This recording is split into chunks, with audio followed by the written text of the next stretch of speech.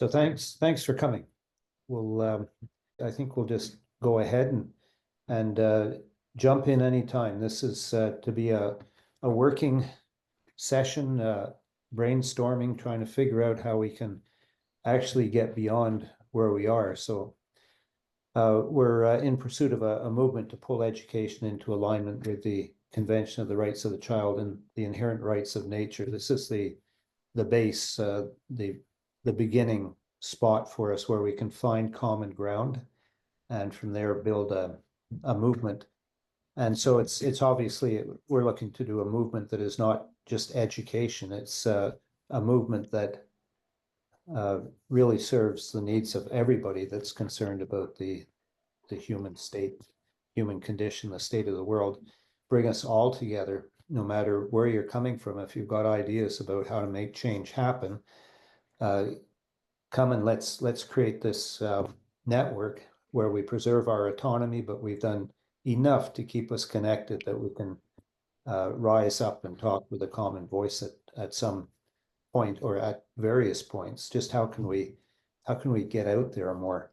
The problem that we have been facing is this particular one.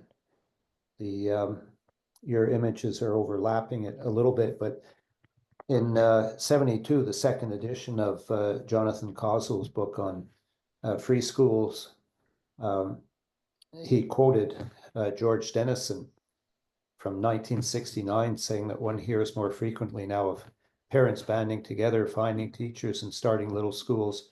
There's no sign that a movement exists, but there are many signs that one could. And my thought on this is that got people in the waiting room here. I'll just see if I can bring them in. My thought on that is that we are basically no better off today, maybe worse off than we were over 50 years ago when Jonathan Causell wrote that, The Lives of Children, George's book, great. And so I'd like to hear from you just some comments about how you see it. This is how I see it. I'm repeating what these people from over 50 years ago, which is when I started teaching. I was in that kind of environment at the time, and I'm feeling like I'm still there, only worse off. And I'd like to hear some comments from you on that, if you don't mind speaking up. There's so round about the same time, there's this book by Neil Postman and Charles Weingartner, Teaching as a Subversive Activity. And it starts with a paragraph that says about how can you trust what is said, and when you have when you can't even, the misinformation problem that takes a variety of forms such as lies, cliches, rumors, and implicates almost everybody, including the President of the United States. And this is written in 1967 and talks about the need to provide children with the opportunity to develop crap detectors. And it's interesting that you've got a 1972 book there, because we really do seem to be in very similar times. I spent this afternoon watching the Bob Dylan film for the second time, which if anyone hasn't seen it and is in the UK, please do go and see it. It's amazing. But they're saying, you know, the needs to be able to make a movement that gathers the feelings that people have of the need to address what's going on. It's very, very similar feelings as what's happening now. I'll just also show another book published 1968, Education and Ecstasy, and this is the one that really grabbed me. I had been lost in teaching for about 4 years, thinking I cannot keep doing this all my life. And this starts off, very first words of it, it's teachers are overworked and underpaid. True. It is an exacting and exhausting business, this damming up the flood of human potentiality. And that just rang true for me. I couldn't put the book down till I finished it. But a big lesson in there is that George Leonard, who wrote it, provided a scenario of basically what a free school or a self-directed learning environment is like.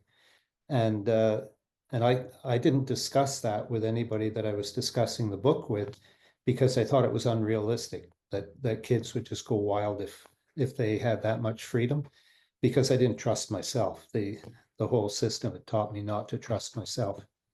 I'm digressing a little bit here, but are there others that want to speak to the time? Some of you have started teaching around the time that I did or become involved with it. And yeah, Don? Yeah, so I read Education in Ecstasy a while back, and one of the interesting things about his proposals is that he was enamored with biofeedback at the time. And so part of his, you kind of frame it, yeah, biofeedback then is, the equivalent of the internet in the 80s and 90s, and AI now is like, there's a certain crowd that just sort of says, oh, the technology is going to save everything. Okay. Yeah. But If that it was a doesn't really become- actually it was a really impressive book though. Yes. But Well, I was, sorry, go ahead. so moving on to another topic. I posted a link to the recording I made of my Summerhill presentation in 2022 IDAC. But I wanted to share the key piece of it for this discussion is so I spent about 8 years in politics. I was the co-founder and treasurer of an environmental nonprofit that protected the local mountain, the Mount Hood, so protecting nature. And so the way we raised money was that we went door to door or on the street, and we were canvassers. We had the clipboard, and we would go up to someone and say, "Do you have a moment to talk about air pollution?" And immediately they would know a whole bunch of things about who I was and what I wanted to accomplish. They would know, because I was carrying the clipboard, that I'm not representing industry. Industry doesn't send people out on the street because they don't have to. The operating assumptions are all in their favor, essentially. They knew that I wanted to talk about air pollution because that's a whole frame that says our air is not clean and it isn't healthy for us, and therefore there are certain things that we need to do.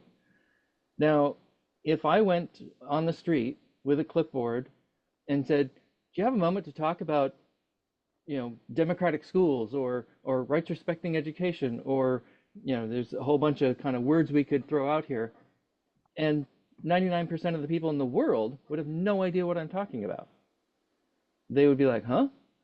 And it would take 5 minutes to explain what I'm talking about just to have a conversation.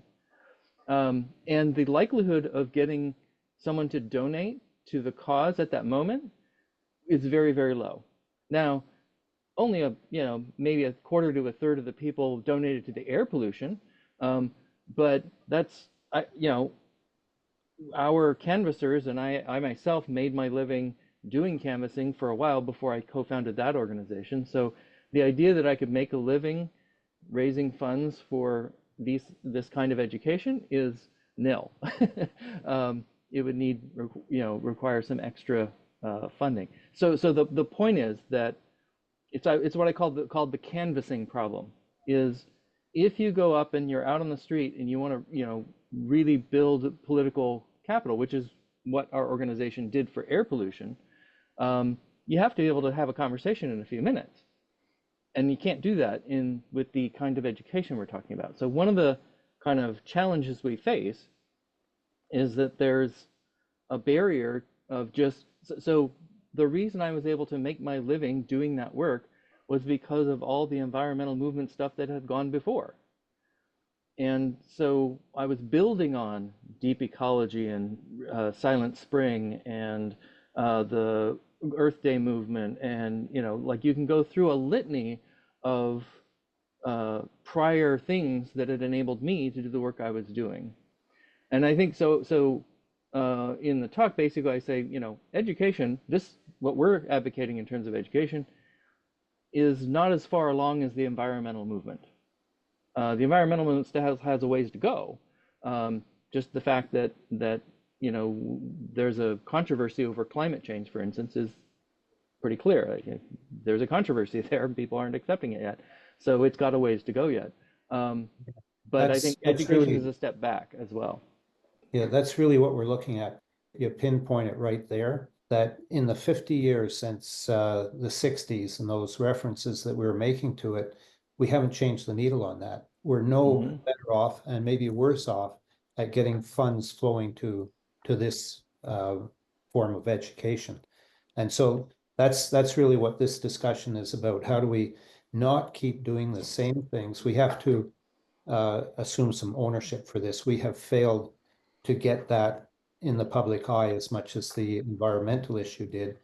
How do we start doing that? And until we do, we're going to remain trapped in this situation that we're in now, where we can't even get listened to on the street because we have to talk so much just to get people into the space that we're in.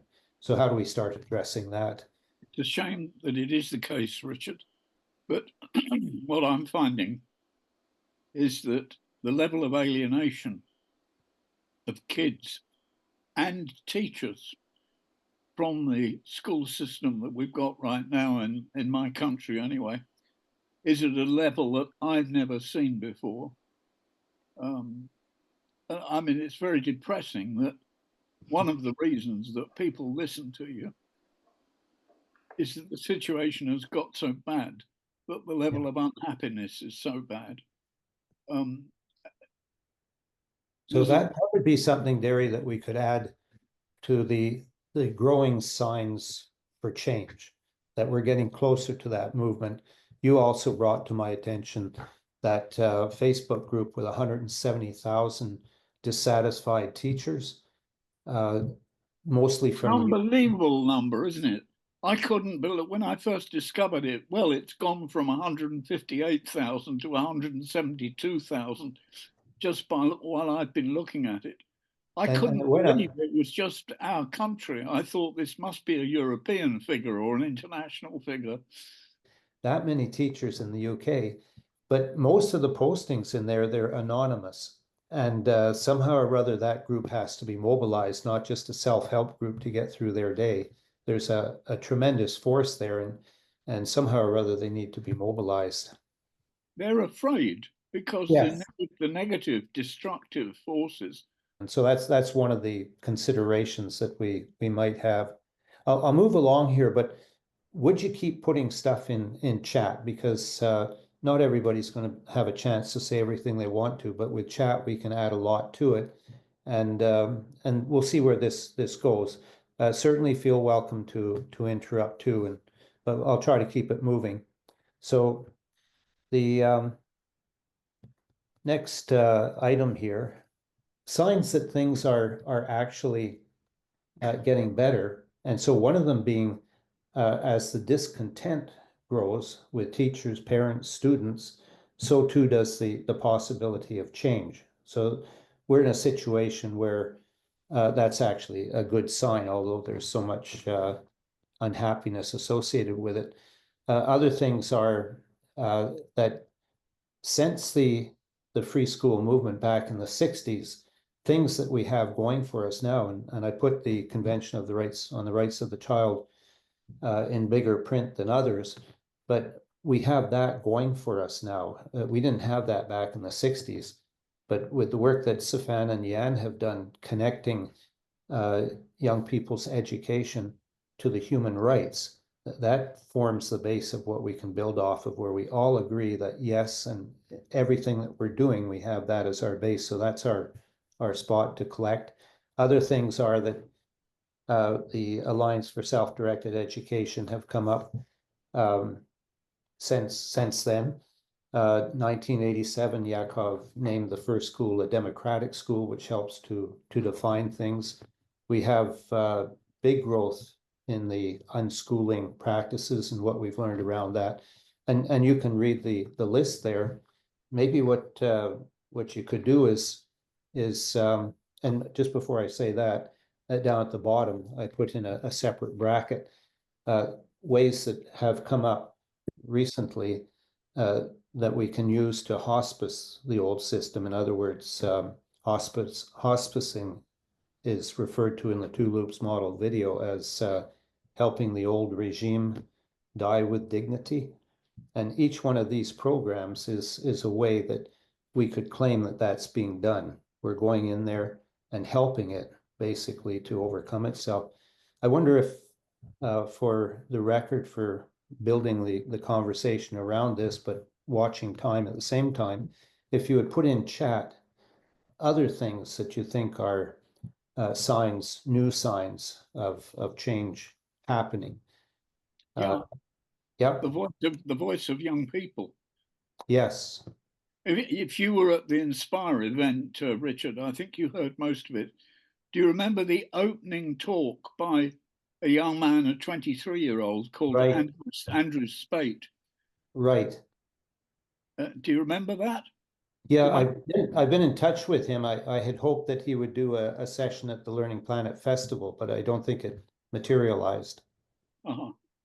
But yes, absolutely, Derry, the student voice and all the places that it's being heard now. And I've just been invited. I feel very privileged, actually. I've just been invited to the 50th anniversary of OBESU in Brussels, the Organising Bureau of European Secondary Student Unions, very strong in the Nordic countries and taken very seriously by policymakers in the Nordic countries. And I've been for the last 20 years trying to get a school students organisation going in this country. We've nearly done it several times, but with ESSA, the English School Students Association, but it's never really taken off as a grassroots organisation because it hasn't had the support and encouragement of teachers. But the issue of the voice of young people has come up very much again now, as our government appears to be falling into the trap of taking on home educators. It's a very serious mistake that the previous Labour government, just as it was about to lose the election in 2010, took on the home education movement and tried to apply all sorts of restrictions to home education. And the most effective bunch of people that put a stop to it was the thing called HACE, Home Education Youth Council. It was incredibly effective in Parliament and in the media.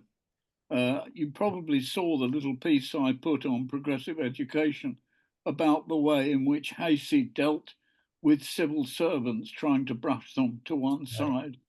And I've just heard from Joe Symes now, a person who's been to see the civil servants about the new Act of Parliament that will restrict home education if it goes through, who's been to talk to the civil servants. And Joe's just told me she took some young people along and she took the views of 150 young people in their network. And the civil servant said, we haven't got time to listen to the views of the young people, which seems to me incredible. I'm seeking the permission of that person to go to several journalists I know now. I think there was a potential headline there. I feel very reluctant to try to undermine our new Minister of Education, but they've got to be stopped. Sorry, I'm going on too much now. I'm falling. Yeah, it sounds like a rally cry, though, that we're too busy to listen to the voices of youth. That's a little quote that could be used to. But I think Andrew Spate is a classic, and he is actually arguing for self-directed education. He's very much supporting the 20% idea, and he's decided he wants to start a a self-directed learning community himself. He's very effective and he's listened to by a lot of people. So I think we've got to support the organisations of young people. Another is Teach the Future in England, a very impressive and effective bunch of school kids who want to see an improved climate change curriculum. They've now got the ear of politicians and are being listened to. I think we should encourage them. Absolutely. I have a list of things that we can work on, and trying to bridge with youth is one of them.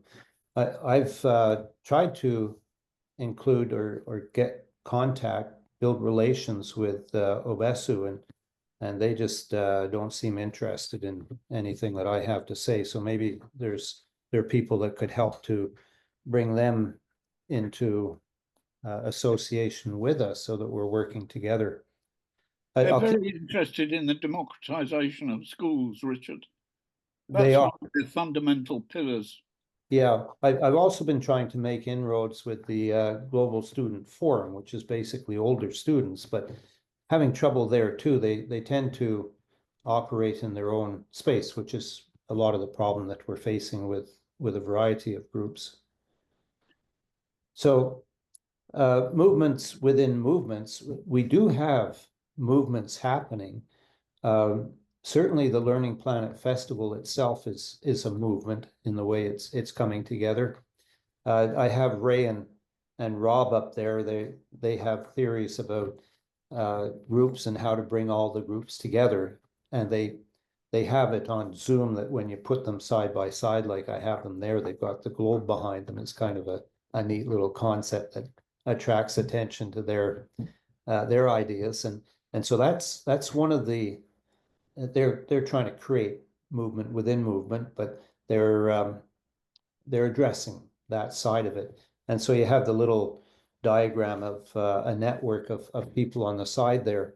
The bigger faces, heads to me would be some of the bigger groups like the Learning Planet Festival. Joe Symes, with what she's done, she's built up a Facebook group of about 10,000, I think now. So that's pretty significant.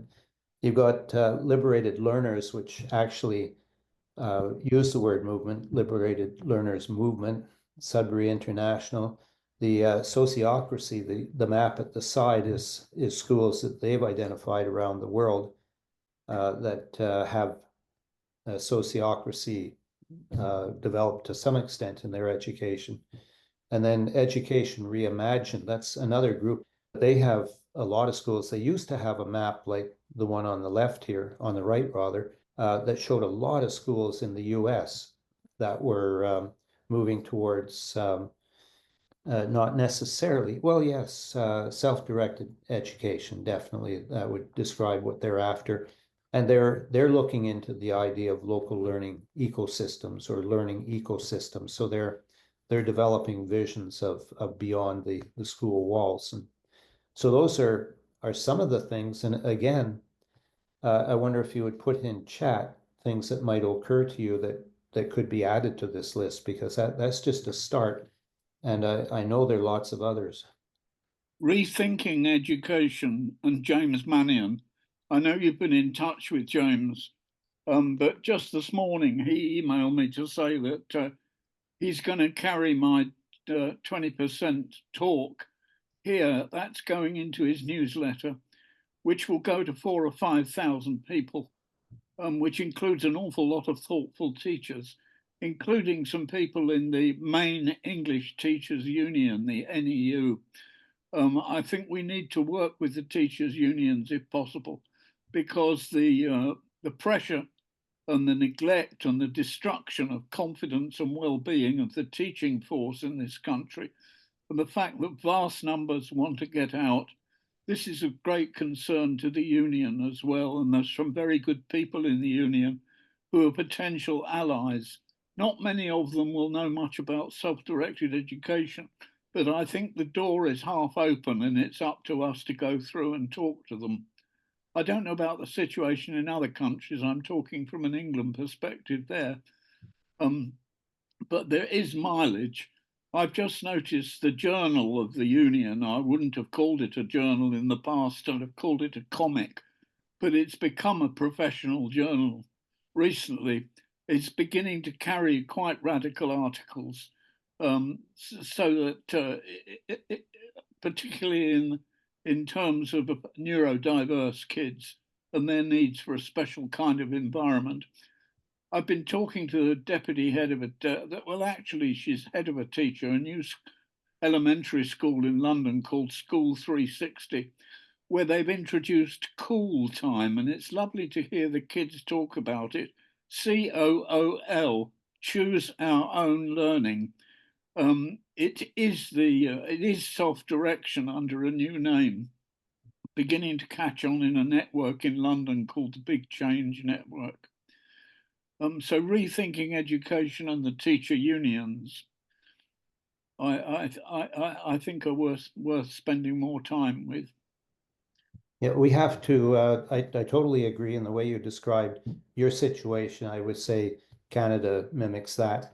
And we have to, as part of our not being where we were 50 years ago, 50 years from now, we have to start inserting ourselves into the unions and into principal associations, teacher associations, see where we would be reasonable enough that they would have us to their conferences. And one of the things that is an obstacle for us is that if I want to go to one of their conferences, first of all, because I'm not in the profession right now, I would have to qualify somehow. And then they probably want $500 from me, which the teachers themselves, their school boards pay, but I would have to pay if I wanted to just go there and walk the floor, so to speak. And so there are obstacles to that, but we've got to start getting ourselves in there as much as possible.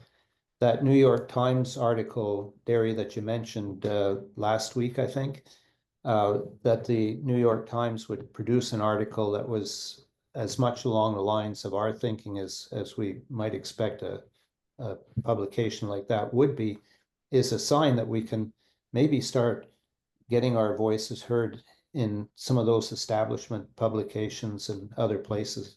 In terms of teacher unions, another organisation that we should be communicating with, and we can, again, I think the door is half open, is EI, Education International.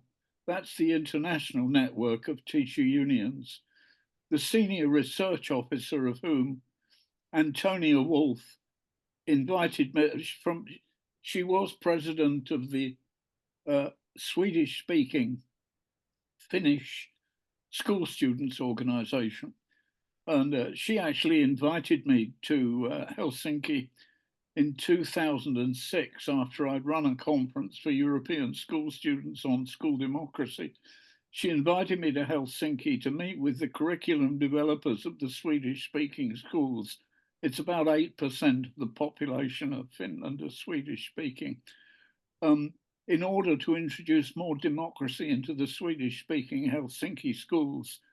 And Antonia actually ran a project and wrote a book called Democracy in Schools, Demokrati i skolan,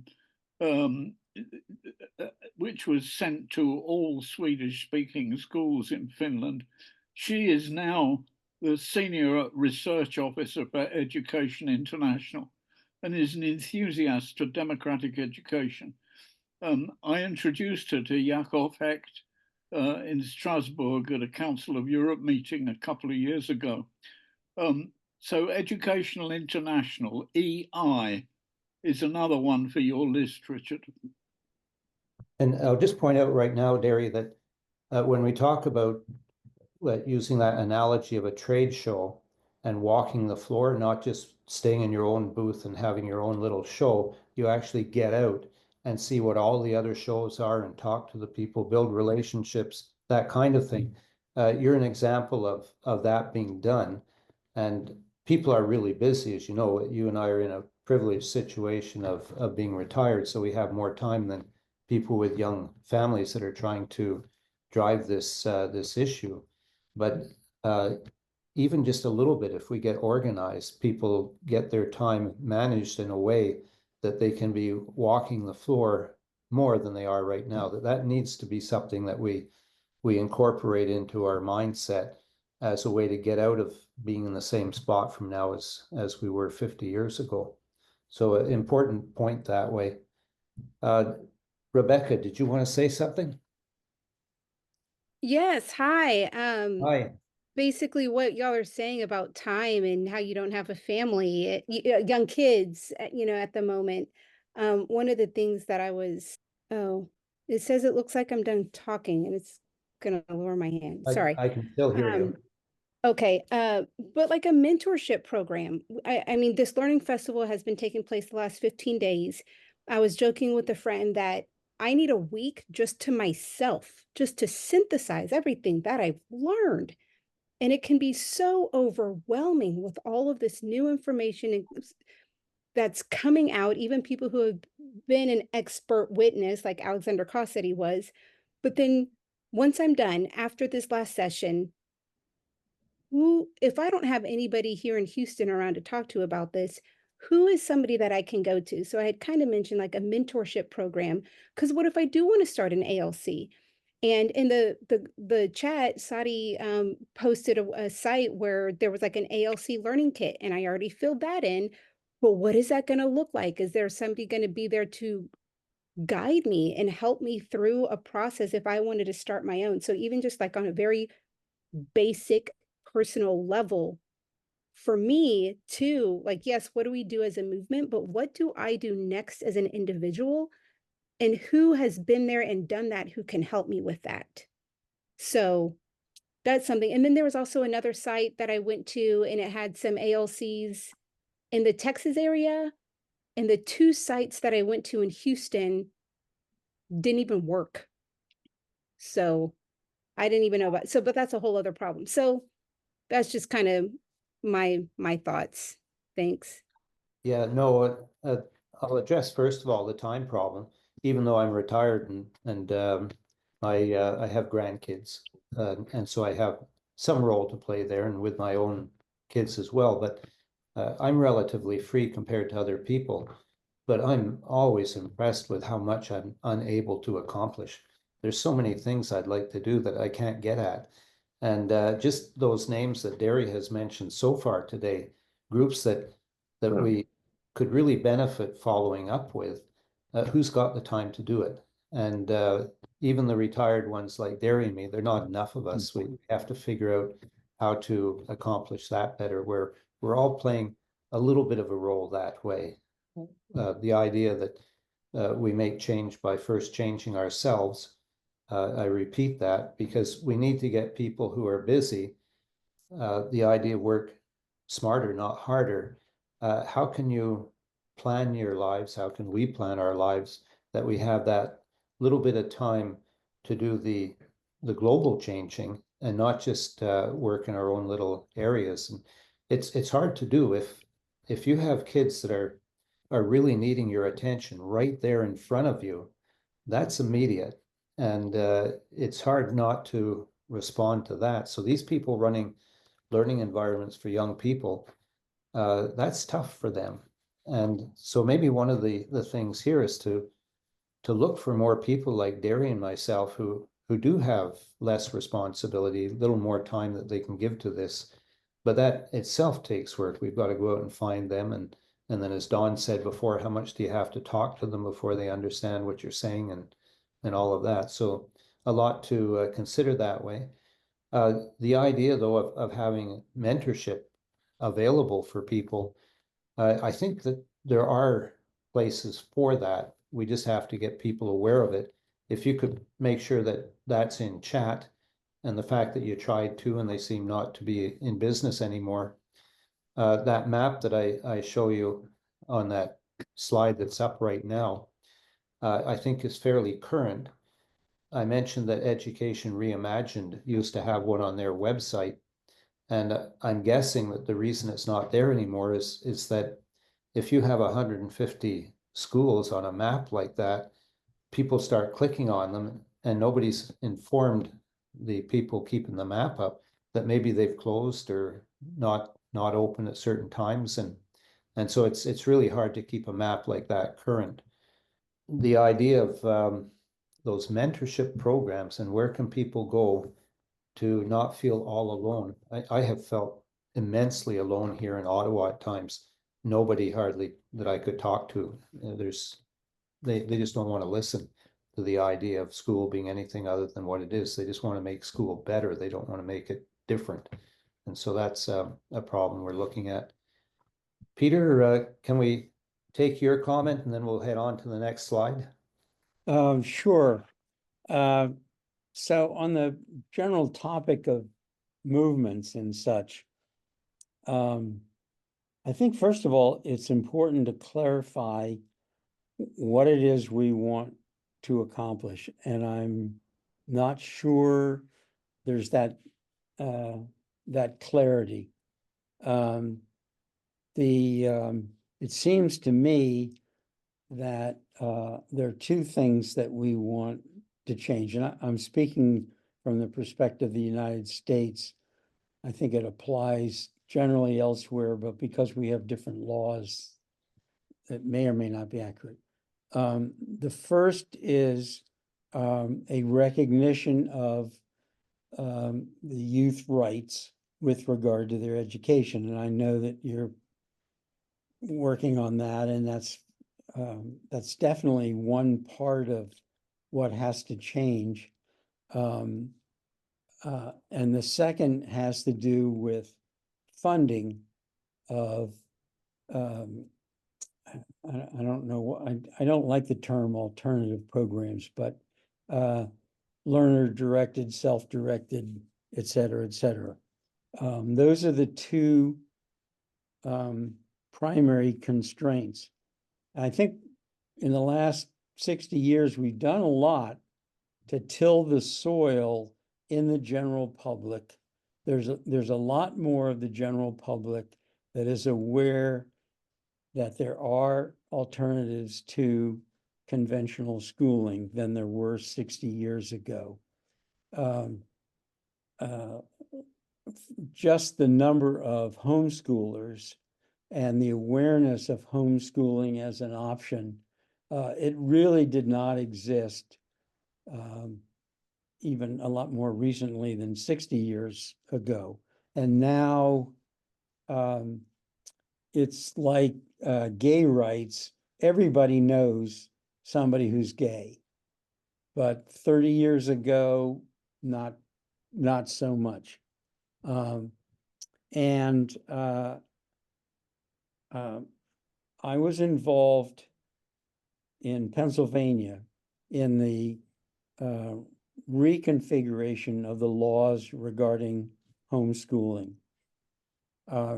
And we found, under the mentorship of the one legislator that was committed to helping us, he had what he called his 5-10 rule.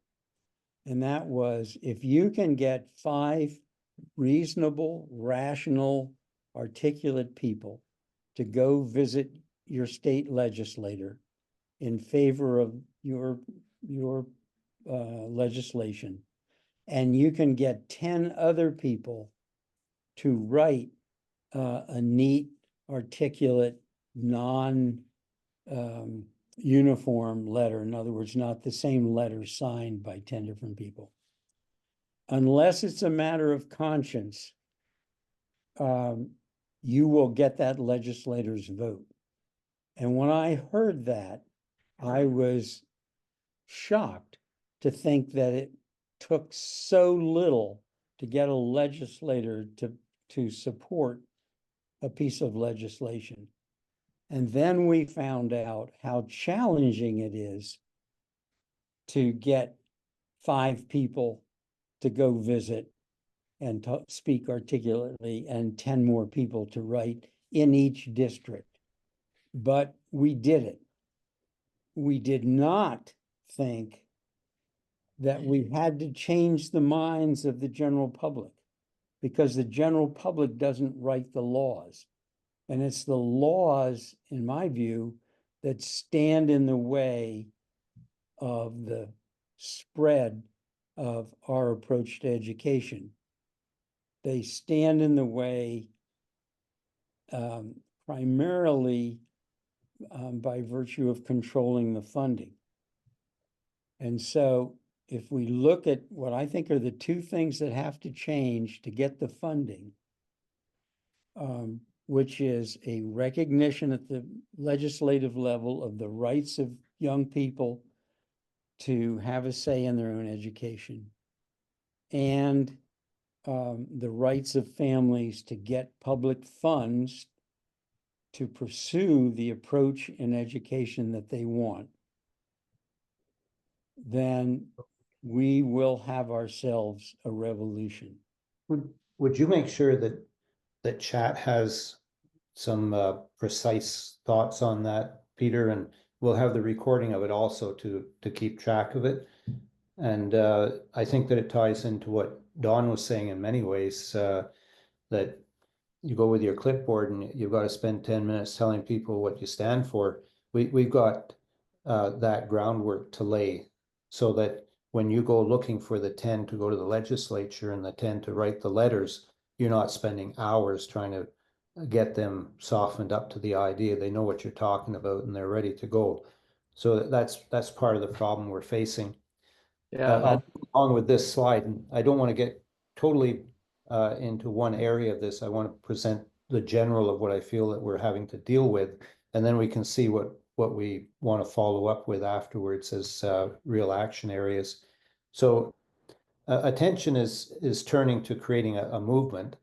And I have again the UNESCO highlighted there because they came out with this report in 2021, Reimagining Our Futures Together, a new social contract for education. And in there, the primary aim of it was to catalyze a global discussion, global debate about a new social contract for education. And so basically they are saying what Don was saying earlier, we've got to get that discussion, that awareness built up. And so you see in the quote there, that's directly from the document about initiating a global debate on what's there, on education rather. And then following on that, imagining our futures together, Darian and I and three others, Gabe, you're here too, I think. We reacted to a draft copy of that report before it came out. UNESCO, or the producers of the report, asked for feedback on an initial draft. And I was actually encouraged. I don't know how much we can take credit for it, but we submitted a fairly thoughtful response for the request for feedback. And I felt that the final draft of the report actually showed some signs of movement towards what we were saying. Whether or not we could take credit for it, I don't know, and it doesn't matter anyway, but it showed movement. And this report to me is a particularly good one because it shows that movement. I'm still a little discouraged with some of what I see in UNESCO, where the people producing reports are still a little too steeped in adultism to give a good objective view of what's needed. But these are Kathy Zago, you might know her with work she's doing mostly on the legal side of things, but with this group she's in Luxembourg. I think the group might be based in Belgium. Somebody could correct me here if it were important. And she went through the report after it came out, and she came up with 159 quotes where the report seemed to support what we were saying. So it's a valuable document that way. The on the left are two quotes that she identified, and on the right, another she identified, and Sierra Allen, who is one of the primary people, it seems, with the Ecoversities organization. They have an annual conference. She made this meme for us. She was involved at the time. And so there's that encouragement. And responding organizations to this call for a global debate, well, the global debate, but I put that into the terms of creating a movement. And the Learning Planet Festival picked up on that. UNESCO is supporting them. But the festival is an excellent place for building that debate, making the connections. I feel that we missed a really big opportunity there because we don't have the mindset of walking the floor. We could have really taken advantage of that festival. We could have basically swarmed it and brought to attention or got the attention of UNESCO and all sorts of other groups by really being present. As it was, there were only a few times that Learning Planet Festival people attended our events. I was in touch with them about it, saying that it was like we were under the same umbrella but standing on opposite sides. Very few of our group, which could be the founders of the Rights-Centric Education Network, very few of them showed up at the Learning Planet Festival. And of those who did, only a tiny few actually worked the festival. Some of you are here, and so you would have probably noticed the absence of other people supporting the kinds of things that you were attempting to do with the festival. So we need to learn to work it, but the festival itself is really a great development for building that general awareness that Don was referring to, that we need in order not to be spending so much time repeating ourselves over and over again. The Right-Centric Education Network, not even an organization, just people agreeing that the human rights, the inherent rights of nature are core to what they're doing, and then everything else building out on that. So essentially, we're trying to create a new social system built on social justice, self-determination, and those other things. And all of us then who want to see a much better world fall under that umbrella.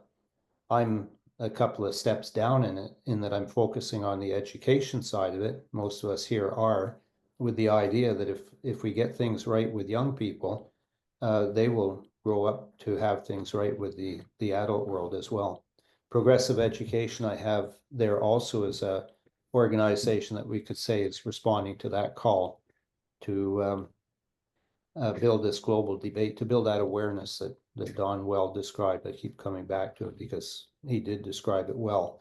And again, if you would put in chat other organizations that you think are not centered on necessarily, or not centered on serving children, the details of that, but rather on the problem of growing the movement. I could have put in there World Systems Solutions. I see that Julian and John are there from it, and so the possibility of those kinds of groups, if you would put them in, and we can get a list of groups that are not, they're not promoting the idea of self-directed education. They're promoting the need for conscious collaboration in building the kind of global effort that we need to change minds. And going to the next slide here. This is the idea. There's the Two Loops model video that I think some of you have watched now. And the key there, this is one of the things that's falling into place for us. This video, which didn't come out all that long ago, and was it serves as an example of how we can have a closed mind. I was helping with Derry and a few other people at the start of COVID to found the Unschooling School group, and that was people who believe in public education, but not the way it is. Let's unschool school so that our kids can have a proper place to go to. And one of the people involved with the founding of it brought this Tulip's model video to my attention. And I thought, oh, that's interesting. That's a really nice summary of all of the stuff that I labored through that Thomas Kuhn gave us about paradigm shifts. It just tidied it up and made it really comprehensible in just 15 minutes. And I thought, wow, isn't that great? And then I forgot about it. And then with this paper that I've been writing, one of the people that was involved in founding Unschooling Schools said, you know, you really should take another look at the Tulip's model video. And I did that. And as soon as I did, I knew I had to rewrite the paper, which I've done. I had to cast it differently. The Tulip's model video, what I had missed or didn't weigh enough is the idea of the shift, the paradigm shift. At some point, you get a community of practice forming around something special that binds everybody. And I think it's just the timing of things. Jana and Safan had defined human rights basically as the thing that can bind us in our battle that we're facing.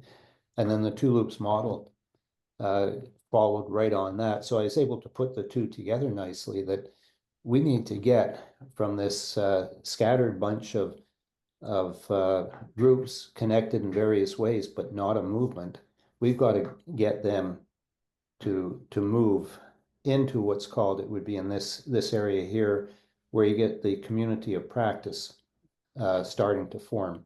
We've got to get our movement out of that earlier stage of a lot of loosely connected organizations with nothing that binds them, consciously into this community of practice zone where we're pulling together. And just conversation so far today, we have many things that have suggested how we can go about doing that better than we are.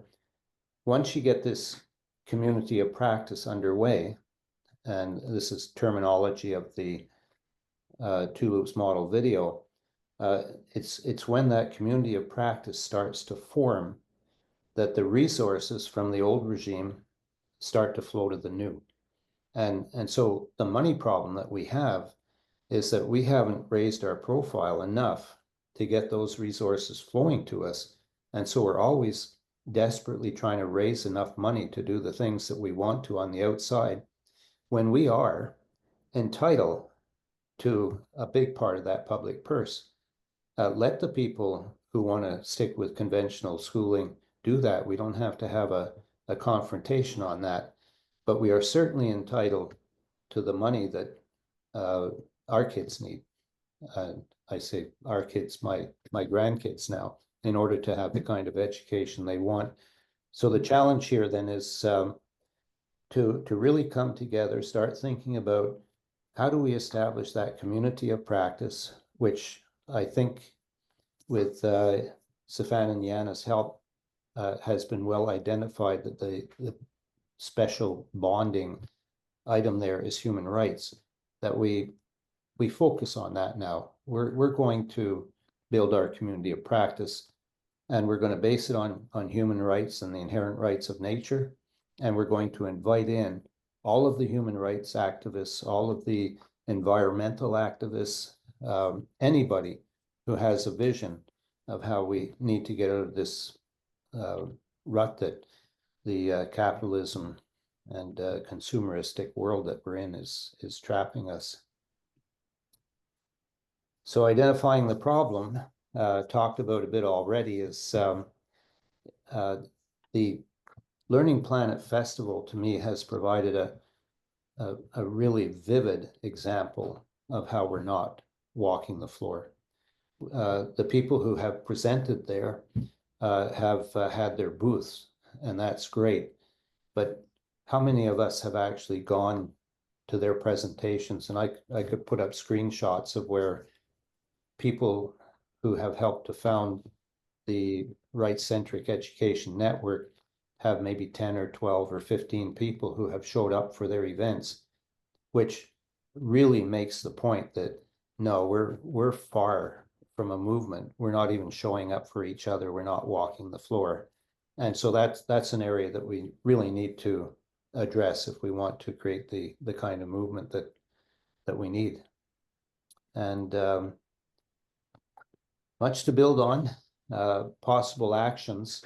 That's where I wonder, we've got, according to the time here, about another half hour to brainstorm actions that we can take. What do we need to do to strengthen this movement?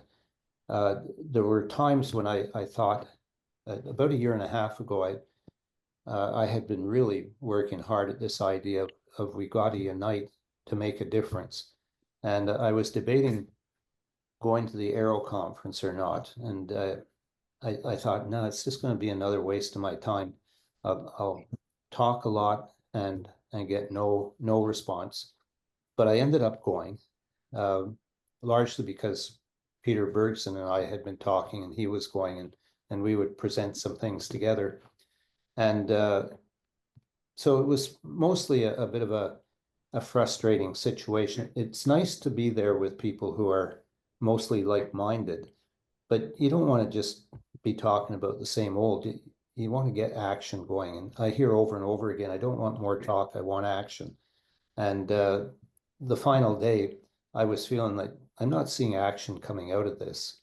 And Peter Gray had a presentation on that last day, and he allowed Peter Bergson and myself to more or less commandeer it with what we were wanting to present. We had about 25 people in that group sign up to work towards creating a movement, which ended up being defined as My Life, My Education. And all of that energy and enthusiasm within the first week or so after the conference just kind of dissipated, and the whole My Life, My Education had died on the vine in almost no time. And it's like teachers going to teacher conventions, and typically they can be Thursday, Friday, and a Saturday, and they're all geared up with all these great ideas, and they're feeling energetic and that. And on Monday, they go back, they do the same old thing, and by Thursday, they've almost forgotten what it was that had them inspired. And that's the way it was seeming with these conferences that we go to. We don't keep them alive. And we have an example of that with what Jo did with her Inspired Education Summit. That was a really good example, over the top effort by Jo and Alex O'Neill. It's a model of how we could run our own conferences together, shared effort, so we don't burn some of the people out who are most capable of running those things. And I thought, okay, we have the Rights-Centric Education model forming around what Jan and Savannah have done. We have Jo's summit creating a lot of energy there. How can we keep that energy going? There were some ideas for some follow-up activities that didn't materialize, timing a little bit of the problem with Christmas holidays coming up. And then take all of that momentum, keep it alive as much as we can into the festival. And it didn't happen. Jo's summit, from observation, it could be said that although people left it energized, it was like teachers going back to their classroom. They just went back to life the way it was, and we were back to start over again with the Learning Planet Festival. And so now here we are, the end of the festival. And are we going to just go back to what we were doing? And 50 years from now say, why are we still doing the same old thing? Or are we going to really, I love the term conscious collaboration. Are we actually going to start applying what John said there? And I have sort of an unsophisticated view of it. I'm sure that, John, I know you're here, but I think that you could be talked into running a session just on that sometime, to get our level of understanding up as to how we can consciously collaborate to get over the hump that we're in. And so with this last slide, those are some starter ideas of things we could do.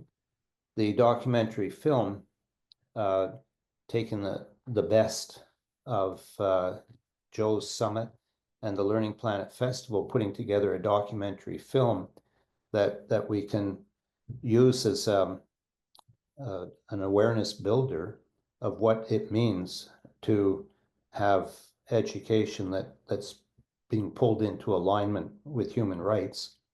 Derry had suggested that we should do a book where people write different chapters of it to make the case for pulling education into alignment with human rights and what people are doing that way. So those are two pretty concrete things that could happen.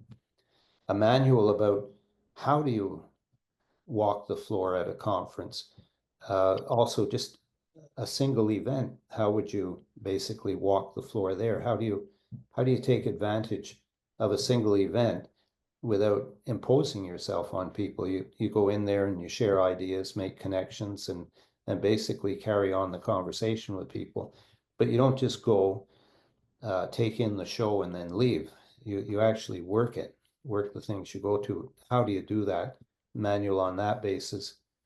And then for people who understand how to walk the floor, actually see if there's a group that would come together to organize walking the floor, keeping track of all of the various events that are going on. I know that I think Sari's still here from Radical Learning, and they put on a lot of events, not to leave them empty, to go there, share, build community as we do it, and connect with people who might be there for a first time and want some help, offer with what you know, some of that mentoring that Rebecca was talking about. If you see somebody that's kind of floundering and trying to get up to speed with walking the floor, you can find them and then connect with them and connect them with others. And there's so much that we could be doing. I have another form going here. I think I have to stop this share in order to bring up this other one. And it's a form that we could work on right now, perhaps, ideas for what we could be doing. And so it's just really simple here. You don't have to put your name, organization, or country in. It would just be a case of submitting things that you'd be willing to work on. I'm just a little dumb here. If you're going to offer to work on something, I have to know who you are.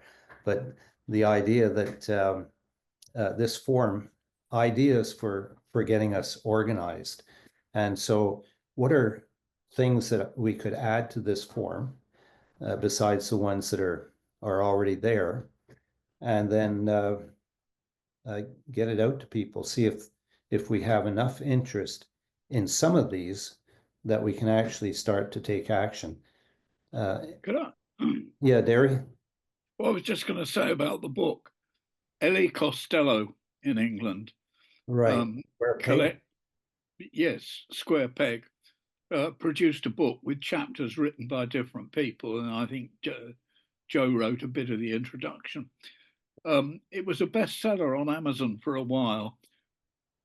In the people who turned up for the Inspire conference was about 2,000 people, and the big energy for that is the neurodiverse kids who are being completely failed by the English school system right now. That's who most of those people are. So it's still, in a way, singing to the choir. The choir's growing, and that's wonderful, but it's not doing what that New York Times article did. The Anderson and Winthrop article a couple of weeks ago about disengaged teens actually arguing for self-directed education. I tried to go through the letters before my time limit for how long I'm allowed to watch the New York Times without paying anything. There was something like 700 or 800 letters following that article, overwhelmingly agreeing with it, saying that we've got to take the interests of the kids more seriously. It was quite encouraging. And probably, if any of you are New York Times subscribers, you can read through those letters. It had got to about 800 of them by the time I lost my connection. But as I say, it was really encouraging. And I'm very aware here that just watching the way the 20% idea goes across, it's not deeply argued theory. It's a very simple idea that you can get into people's minds quite quickly. But why shouldn't the kids have the opportunity to be interested in a small part of their schooling? People keep telling me it's a no-brainer, but and I can't work any harder at it. But I am going to try and get it into the Independent and the Guardian here, which may be similar to the New York Times, of having some pretty intelligent readers. Also, the New Statesman. I've got an opportunity there to write something. That's a circulation of about 50,000. It seems that's the sort of thing we've got to try and do. We've got to get out there. If there's anyone capable of making a television film in our network, we ought to do that. Perhaps the Subamai film. It's not bad. It's not great because it's got too much of me in it. But apart from that, it's got its strong points. And I notice when people are watching it, their eyes light up when the kids start talking about how wonderful it is to have the freedom to investigate and study things that they're really passionately interested in. Yeah, so getting some, playing the media, being clever at playing the media, and having one or two quite easy to understand and communicate ideas, and just pushing them and pushing them and pushing them. The problem that I'm finding is that to define a problem is not necessarily to point blame. If we basically own that problem, then we shouldn't feel blamed. We should just see what we can do to be part of the solution to it. And so what I've put forward when I say things like, basically, we've missed a big opportunity to walk the floor with this Learning Planet Festival. When I say that, everybody who didn't make time to, or couldn't make time to be there, feels like I've accused them. And I'm just pointing out a problem. Everybody's got to decide for themselves what they're capable of doing. And so we've got to get over ourselves as far as this is concerned. And I know that that's a lot easier said than done, because I can't get over myself a lot of the time. But it's a problem that we have to be honest about. What's the problem here? And I would say that because we're so stuck, 50 years since the free school movement, that I've identified basically the biggest problem is us. We haven't been looking at what you were just saying, how to get ourselves out in the media more, building on that kind of thing, how to soften the world up, as Dawn was pointing out, so that we can make our case without having to spend hours just convincing a couple of people that we need them to be participating. So it's we all own the problem, basically, and we shouldn't get defensive if somebody points out that we all own it. What if we build the ability to be effective cheerleaders of each other and of what is already happening as the first thing? And by doing so, we support people who may be feeling disenfranchised.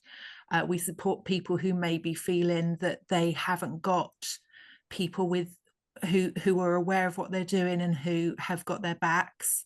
We build network and we build trust, and we build relationships that way. So becoming, rather than a group that's looking at what can we do new, a group that says, how can we champion and raise awareness of what is happening as a first point? How can we mobilize supporting each other and supporting other people who are doing it?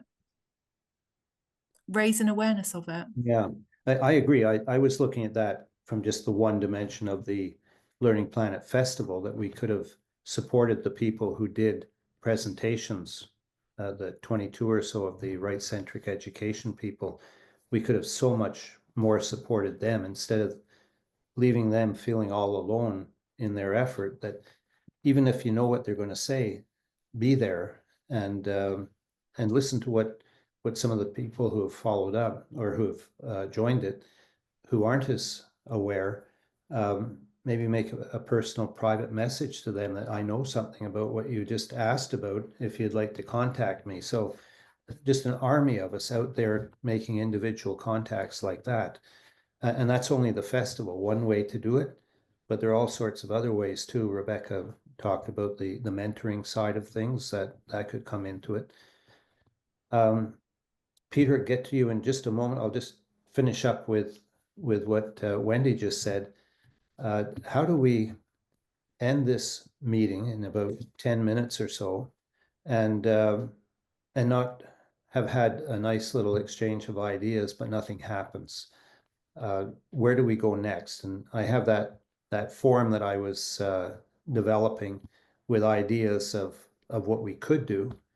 What you just described is one big one there, and it might come under that heading of how do we walk the floor, and so where do we go next? Who has the energy to go next? And I like the film idea and the book idea, because it's not one person doing all the work there. We could have people submitting their ideas from films, what they thought was the best of their presentations, and so it could be a lot easier to put a documentary together than if everybody or one person had to go through all of it alone. Derry, I know you wanted to add something. Peter and Karamber have their hands up. I don't know what order we should go with here. Derry, were you going to speak directly to what Wendy said? I was going to recommend that we all read a book by James Mannion that's just been published, and he's just sent me a freebie. So I'm very keen on reading it. It's called Making Change Stick. You'll find it on Amazon, Making Change Stick by James Mannion. I suggest we all read that and turn this group into a kind of a reading group, and that you reconvene us in about 3 weeks' time when we've all had time to read the book. So could you take a screenshot of us here and tell James that we all need a free copy of his book if he can get it to us as quickly as possible? And we'll have a book club and do a book review for him to help him sell more copies. Yeah, he wants book reviews. I won it as a prize. I don't know quite what I did, but I got told I was a prize winner, and I've got a copy arriving in the post. But it looks pretty good, Making Change Stick. Yeah, I won't go into the key ideas. Other people want to speak. Move on, Richard. Yeah, James spoke at the Inspire Education Summit, and I really appreciated his presentation and how he presented. Definitely somebody to follow. And I like that book club idea, Derry, if there's a way to follow up on that. I don't want to spend more money on books. I'm spending too much money on books and I don't have time to read them. But the book club idea sounds good for that one. We'll get to Peter now, okay? You've been waiting, Peter. Thanks. Sure, thank you. Kind of quickly, first I would invite the idea of a pamphlet, not a book. My model for what we're trying to do is the American Revolution. And historians have suggested that a common sense, Thomas Paine's pamphlet, Common Sense, did as much as the actual Declaration of Independence to cause the American Revolution. So that's my first thought. And the number of copies of that were sold almost equaled the number of colonists.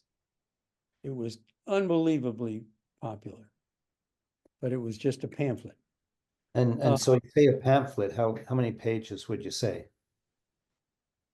Oh, no more than 5.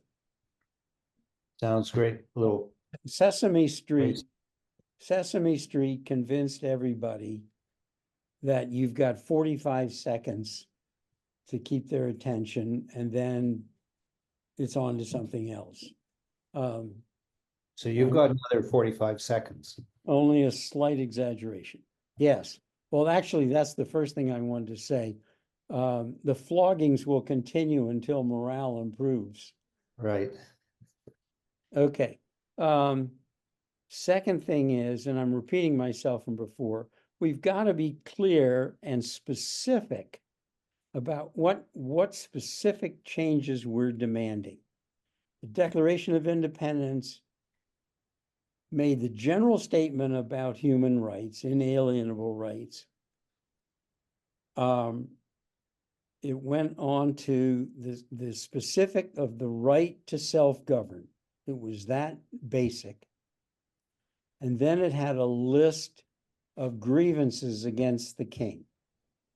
And I think we need a Declaration of Education Independence that is no longer than the American Declaration that does the same thing. It states That just to cut in here is what Jana and Safan have attempted to do with their declaration. You obviously not- don't think it hits the mark, and it's not the same thing. It's And- the and first so- one. It's- just let's the not pamphlet put- idea. I don't want to Yeah. change your trend here, but the pamphlet idea. Would you be willing to lead that, do a first draft for people to consider? Just that to me is something that's doable, and maybe we could nail that down. I'd be happy to work with a couple other people on it. Yes. The tyranny of the blank page is overwhelming.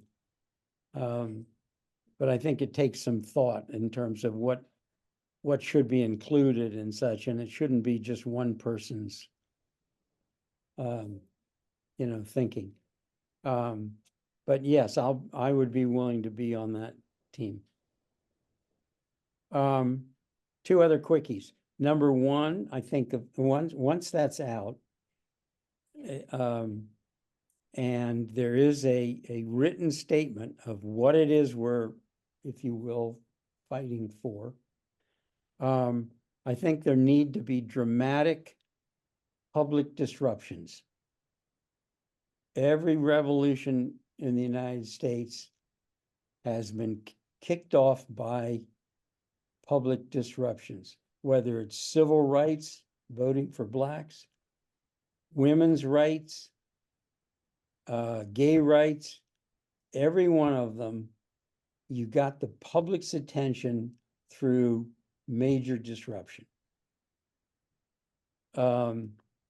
And the last thing I wanted to say is documentaries tend to reach very small audiences. Even Waiting for Superman, which had all of the Gates money behind it, it didn't do a thing. What I think would be more likely would be a good old-fashioned movie, at the heart of which is unschooling, self-directed education. But that's not the major story. That's just the context in which it happens.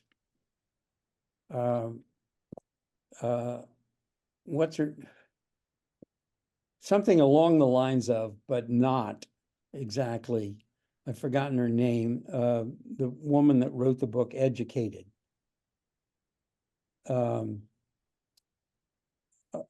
she was a quote unquote homeschooler in the sense that she didn't go to school, but she lived in a crazy, literally crazy, off the grid family. And she survived through self-direction. So she's not a poster child for homeschooling, but her story would make a great movie. Can you put a reference in chat, Peter, for us? Yep. I wish I could remember her name. Do you mind if I Tara go Westbrook. to Tara. I'm sorry? Oh, Tara Tara Westbrook. Westbrook. Yes, that's the one. and Peter, not to rudely cut you off here, I'm looking at time. Yeah, and I'm done. do you have any last quick thing? And I want to go to Cranberry before No, I'm finished. you're finished. Yep. So Cranberry, you had your hand up before, and I'm wondering if anybody else. I'd like to stop right at 5:30 as it was programmed for. We could go on forever. So right at 5:30 we'll shut this down. But Cranberry, you had your hand up. I'm wondering if you would like a last word, or if not, somebody else can fill in the 4 minutes we have left, 3 now. So Cranberry's hand was up, but I guess maybe he's got kids probably in the background. He's had to attend to them. Is there anybody else that wants to add in? Yeah, Cranberry? Yes, can you hear me? Yes. Sorry, I think there was a problem with my headset. So just a thought on the walking the floor. A lot of us are doing a lot of individual efforts, and a lot of the individual efforts we're doing because they are changes that we're seeking get a lot of resistance rather than acceptance. So there's a lot of lack of motivation due to that. And I think that's what we need to address as well. So how can we address that lack of motivation? How can we support each other through that? So is there a way to gamify walking the floor where we support each other's needs as rewards for walking the floor? Just a thought to Wendy's question as well. No, a good thought, definitely. And so these ideas that we've had, how do we act on them? That's the question coming up next. I'll provide the recording of this to everybody, and I'll take a look at chat, and anything that seems like more than just liking what someone said, I'll try to edit it that it's brief to read for people to go through. And then I have email addresses for all of you except Rebecca. I think you gave me yours. For the rest of you, I have it, and I can follow up with a little email as to some of the ideas that were presented and what we might want to get started with. Certainly, something that I'm thinking is Peter's idea of a pamphlet rather than a whole book. Can we write something brief that we can share with people? The documentary idea, not that useful. It depends how we use it.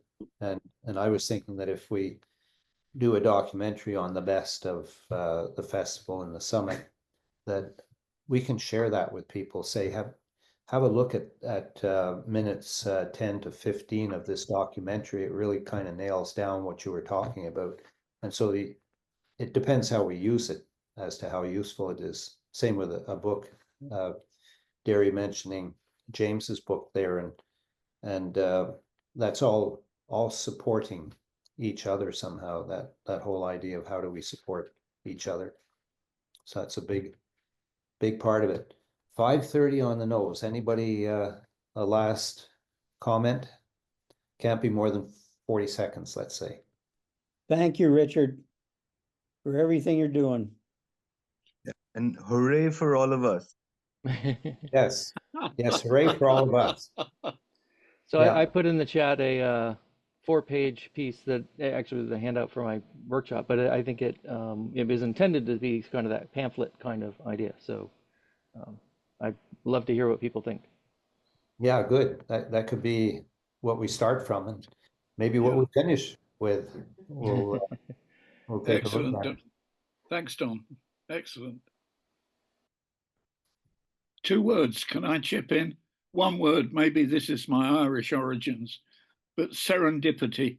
Never underestimate the potential of serendipity. You never know who's listening to what or where it might lead.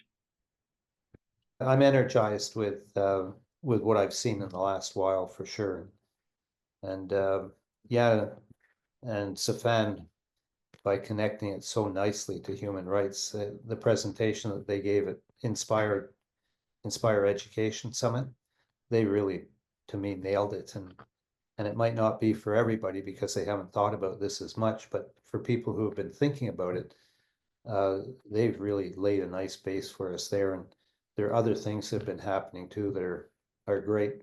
I just met Alex Cost, I think that's his last name. He was highly involved with the Alliance for Self-Directed Learning.